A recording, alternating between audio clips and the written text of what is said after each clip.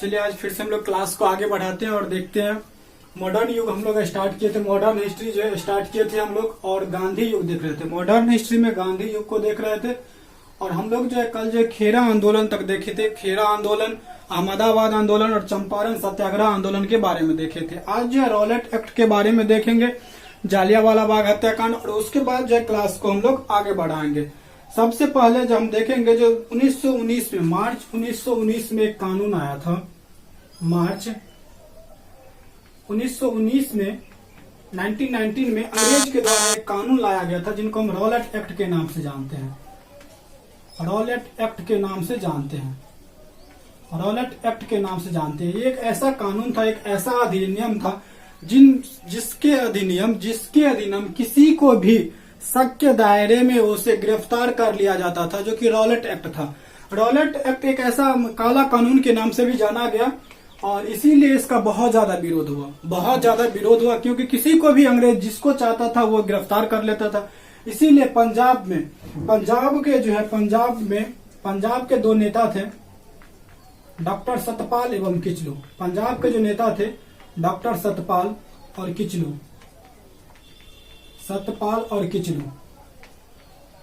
इन दोनों को गिरफ्तार कर लिया गया। डॉक्टर सतपाल और किचलू जो कि एक नेता थे, पंजाब के थे, और मार्च 1919 में जो रॉलेट एक्ट कानून आया था उनके अंतर्गत इन दोनों नेताओं को गिरफ्तार कर लिया और इनके कारण बहुत सारे को गिरफ्तार कर लिया गया जाता था इसके अधिनियम के अंतर्गत।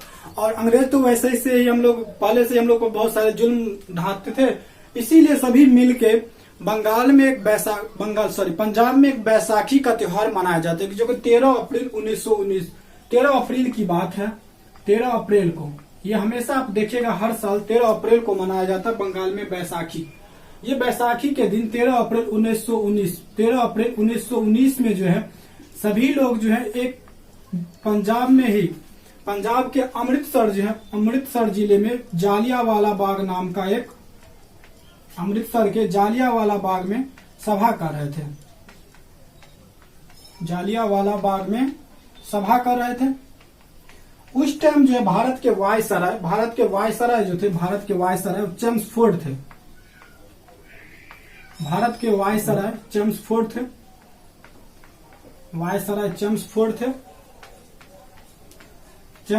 थे और जनरल जो है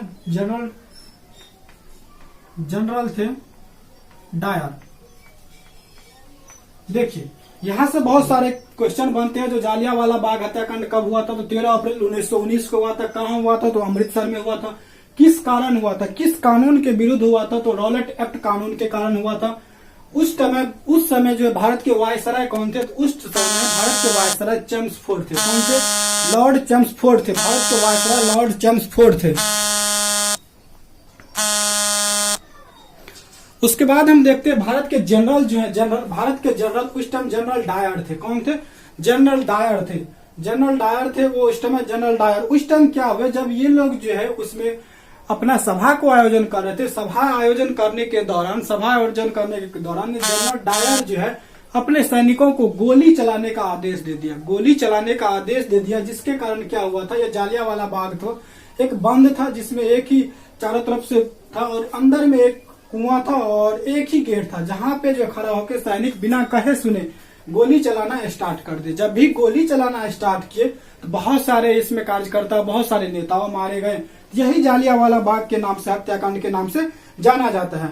और जब इस हत्याकांड हुआ तो इसका भी बहुत सारे विरोध किए भारतीय, जब बहुत सारे विरोध किए तो हंटर कमीशन, अंग्रेज द्वारा एक हंटर कमीशन का गठन किया गया। जालियांवाला बाग के घटना के बाद किसका गठन किया गया? किस कमीशन का? एक हंटर कमीशन का गठन किया गया।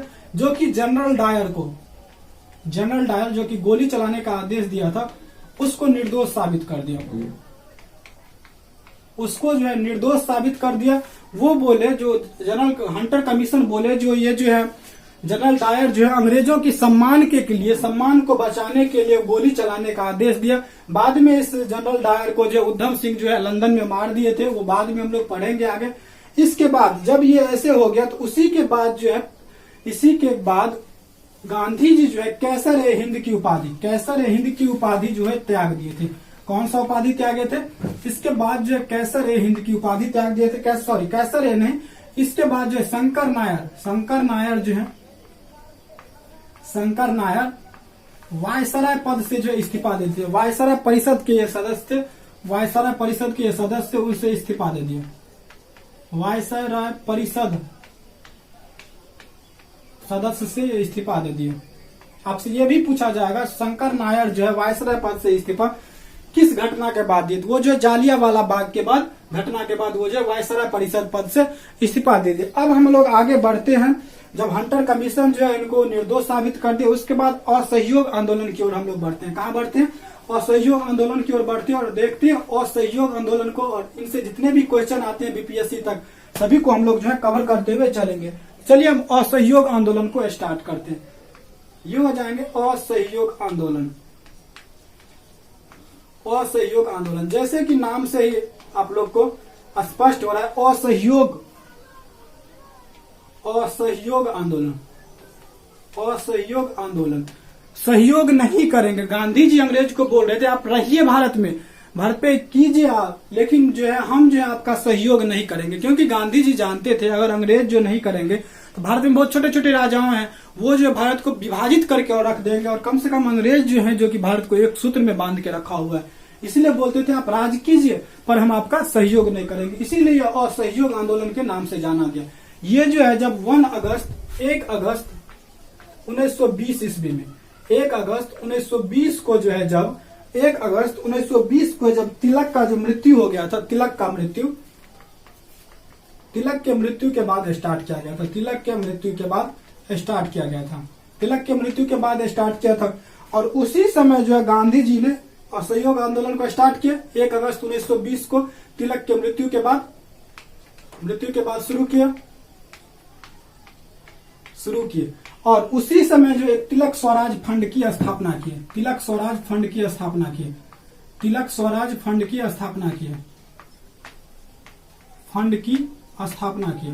फंड स्थापना की उस टाइम में जो है उसमें 1 करोड़ राशि जमा हुई। आपसे ये भी पूछा जाएगा तो तिलक स्वराज फंड में कितने राशि जमा हुए थे? तो 1 करोड़ राशि जमा हुए थे।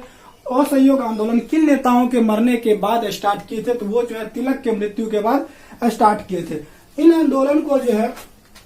आंदोलन को प्रस्ताव पारित करवाने के लिए गांधी जी जो है सितंबर ये मेन बात है, सितंबर 1920 में ही जो है एक जो है कांग्रेस का विशेष अधिवेशन कोलकाता में बुलाया। कांग्रेस का जो है 1920 में कांग्रेस का विशेष अधिवेशन बुलाया। विशेष अधिवेशन कोलकाता में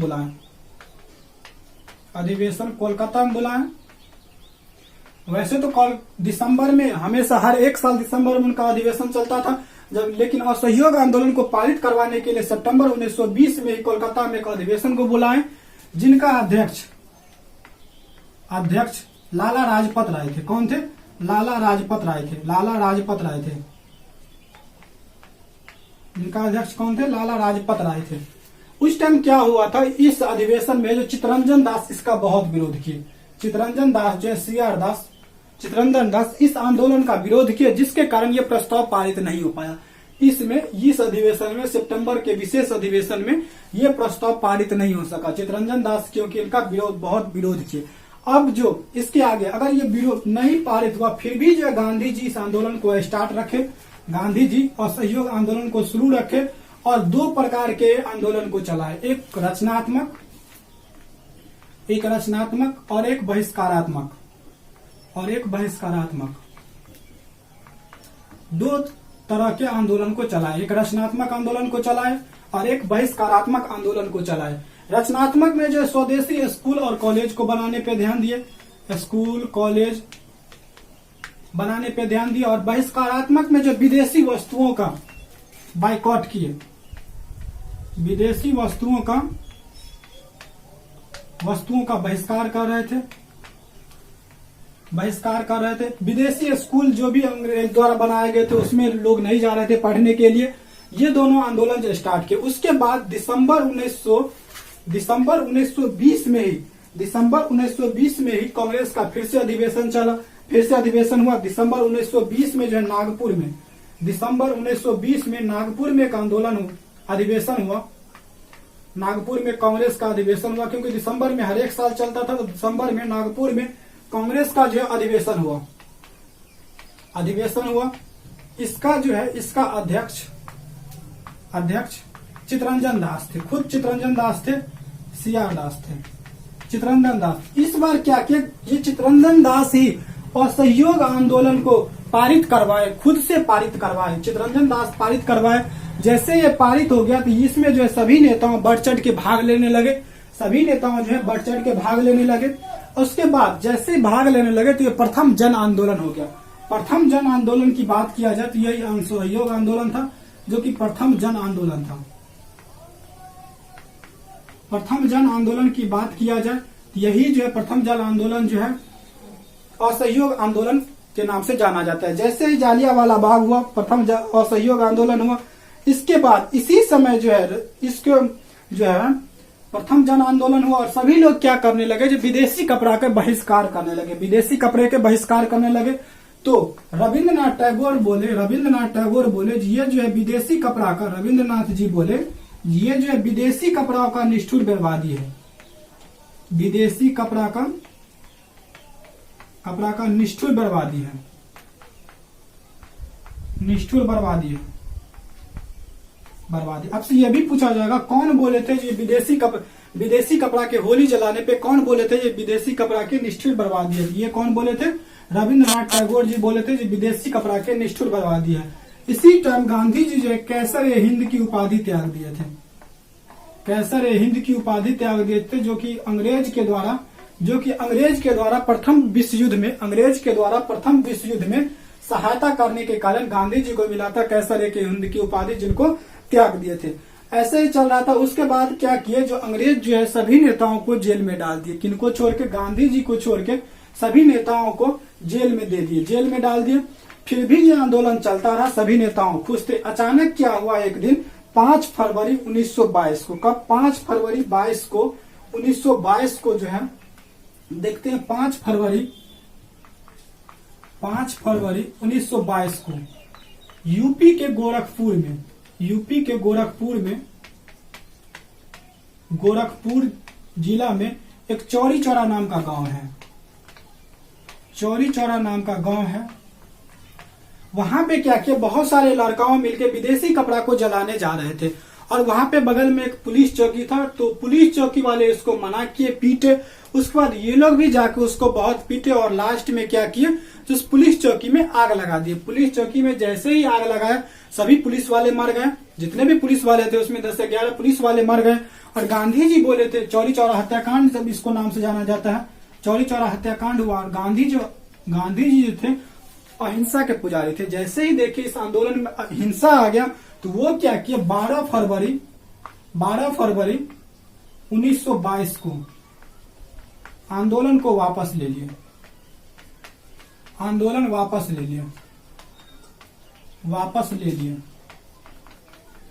यही एक ऐसा आंदोलन था जिसमें कुछ मिला नहीं, अंग्रेजों के द्वारा कुछ मिला नहीं, बिना किसी शर्त के, बिना किसी मांग पूरा किए हुए आंदोलन जो है वापस ले लिया गया। ये आंदोलन जो स्थगित कर दिया गया।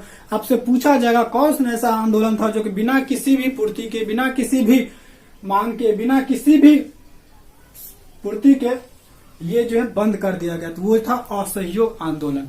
उसके बाद जैसे गांधी जी असहयोग आंदोलन को वापस ले लिए तो मोतीलाल नेहरू और चितरंजन दास बहुत नाराज हुए, बोले जो जेल में तो हम थे, इनको क्या हुआ।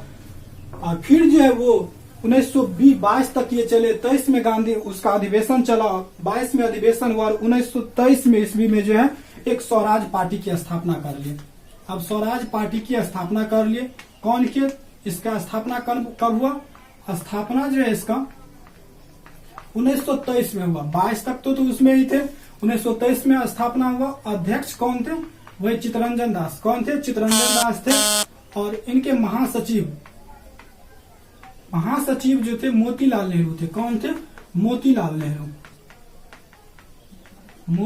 नेहरू थे।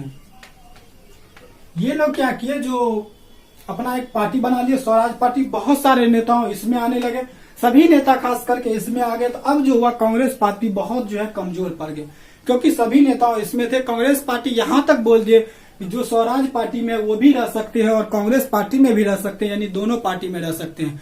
एक गांधी जी एक ऐसे नेता थे जो कि बोले जिनको जहां जाना है जाए, हम कांग्रेस पार्टी में ही रहेंगे।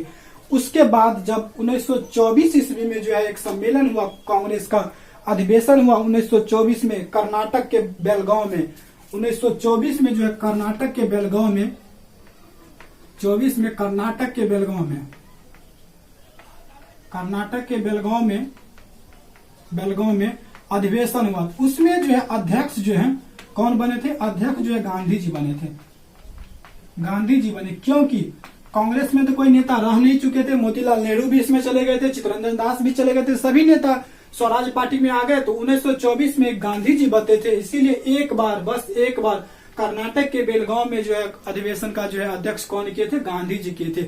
आपसे ये भी पूछा जाएगा जो गांधी जी जो है कांग्रेस के अधिवेशन में कितने बार अध्यक्ष रहे हैं? तो गांधी जी बस एक बार रहे, तो वो भी कहाँ, किस अधिवेशन में? तो कर्नाटक के बेलगांव के अधिवेशन में गांधी जी जो एक बार कांग्रेस के अध्यक्ष रह चुके हैं। उसके बाद क्या हुआ? अचानक 1924 ईस्वी में चित्तरंजन दास मर गए। चित्तरंजन दास जो है मर गए, उनका मृत्यु हो गया।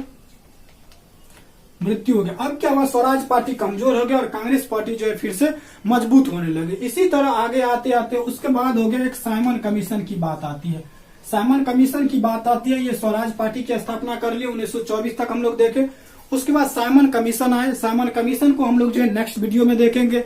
अगर ये वीडियो आपको अच्छा लगा हो तो आप चैनल को, अगर चैनल पे नए होंगे तो सब्सक्राइब कर देंगे, बेल आइकन को प्रेस कर देंगे, वीडियो को लाइक कर देंगे और अपने दोस्तों में शेयर कर देंगे, जिससे आपको जो है रेगुलर वीडियो मिलता रहे। चलिए आज की वीडियो में इतना ही। जय हिंद।